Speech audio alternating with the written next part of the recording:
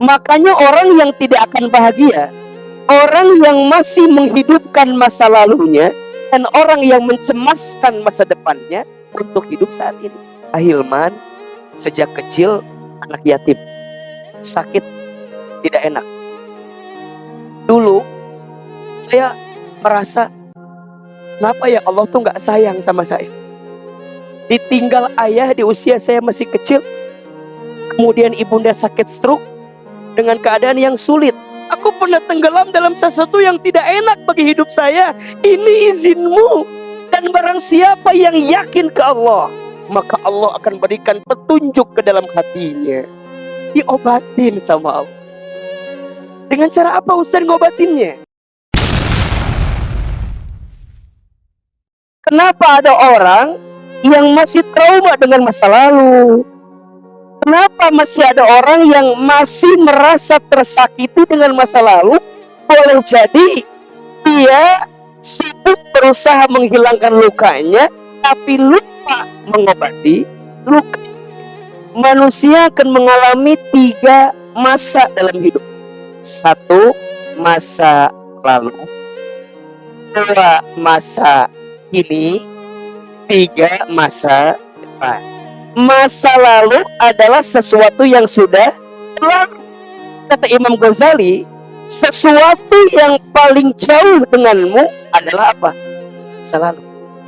Saking jauhnya, kamu tak akan bisa kembali lagi karena sangat jauh. 6 ya, nasihat kehidupan dari Imam Ghazali yang kalau ibu-ibu paham, teteh paham, kita bahagia tuh. 1, yang paling dekat dengan kita adalah kematian. 2, yang paling jauh dengan kita adalah masa lalu. 3, yang paling besar dalam diri kita adalah nafsu. 4, yang paling dianggap ringan padahal dosanya besar adalah meninggalkan sholat. 5, yang paling berat dalam hidup kita adalah menjaga amanah. 6, yang paling tajam dari kita adalah lisan. Dari 6 tadi ada nasihat yang kedua. Yang paling jauh dengan kita adalah apa? Masa lalu.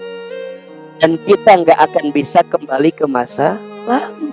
Makanya orang yang tidak akan bahagia, orang yang masih menghidupkan masa lalunya untuk hidup saat ini. Apalagi masa lalunya itu tidak membahagiakan. Ustaz, sampai saat ini aku nggak bahagia. Kenapa coba? Karena dia masih menghidupkan yang tidak bahagia untuk hidup saat ini. Mau ingat yang lalu, ingat yang enak-enak.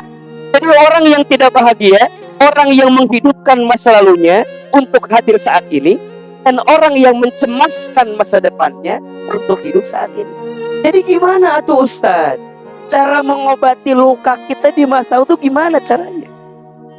Setidaknya ada 4M sikap terbaik untuk mengobati luka di masa lalu. Anggap aja luka tuh yang gak enak, yang menyedihkan, yang buruk dalam hidup kita. Itu luka. M yang pertama, sikap terbaik untuk melihat yang sudah terjadi adalah muhasabah. Apa itu muhasabah? Introspeksi diri. Saya mau tanya sekarang, Bunda sayang, kalau ada sesuatu yang pernah terjadi dengan kita, yang kita pikirin lukanya atau Allahnya? Kata Ahilman mah, yang sering kita pikirin lebih banyak lukanya daripada Allahnya. Makin mikirin, makin sakit.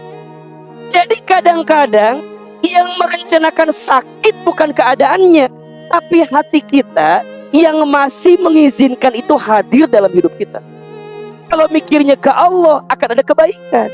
Maka perhatikan, tidak ada satupun luka yang terjadi dalam hidup kita, melainkan semuanya telah diizinkan oleh siapa? Allah. Allah, aku terluka, ini izinmu. Allah, aku tersakiti, ini izinmu. Allah, aku pernah tenggelam dalam sesuatu yang tidak enak bagi hidup saya. Ini izinmu. Dan barang siapa yang yakin ke Allah, maka Allah akan berikan petunjuk ke dalam hatinya. Diobatin sama Allah. Dengan cara apa Ustaz ngobatinnya? Lihat, nanti Allah tuh kayak ngasih gini, hambaku, engkau boleh kehilangan apapun, tapi saat engkau kehilangan itu, engkau jadi tambah dekat denganku, dan aku jadi tambah dekat denganmu. Bukankah itu cinta yang paling besar?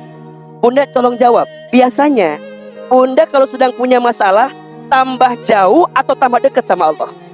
Yang gak pernah tahajud jadi tahajud. Nah, cara itu, cara Allah memeluk tubuhmu, cara Allah nyembuhin hatimu. Untuk yang sudah terjadi, muhasabah. Ingat Allahnya, bukan ingat lukanya. Yang kedua, M-nya menerima. Ibu terima, udah terjadi. Yang namanya sudah terjadi, udah terima. Ridho, nerima sama yang Allah kasih. Kata Nabi, barang siapa yang ridho dengan ketentuan Allah, maka Allah ridho kepadanya. Dan barang siapa yang benci dengan ketentuan Allah, maka Allah pun benci kepadanya. Sebagaimana ibu ridho dapat yang enak-enak, ibu pun harus ridho dengan yang gak enak. Karena dua-duanya datang dari siapa? Allah. Kalau dua-duanya dari Allah, kenapa gak ridho? Kita terluka, iya, tapi berapa banyak kebaikan yang Allah berikan untuk kita. Maka jangan kaget Bu sayang, teteh sayang, kita kalau diuji sama suami, nanti dikasih baik sama anak. Diuji suami, diuji anak, dikasih baik orang tua. Memang di situ masalah kita. Makin kita ridho, nerima, makin sembuh luka kita. Makin kita komplain, makin kita marah, makin kita gelisah. Sampai kapanpun Bunda hanya merawat kegelisahan itu. Yang ketiga, M-nya memaafkan. Belajar memaafkan luka di masa lalu. Contoh, Ahilman sejak kecil anak yatim, sakit, tidak enak. Dulu saya merasa, kenapa ya Allah tuh gak sayang sama saya? Ditinggal ayah di usia saya masih kecil, kemudian ibunda sakit stroke dengan keadaan yang sulit. Kenapa ya? Kenapa? Dulu sebelum memaafkan, gelisah. Sebelum memaafkan hanya cari semua alasan. Kok begini ya Allah? Kok begini ya Allah? Setelah memaafkan, baru saya paham.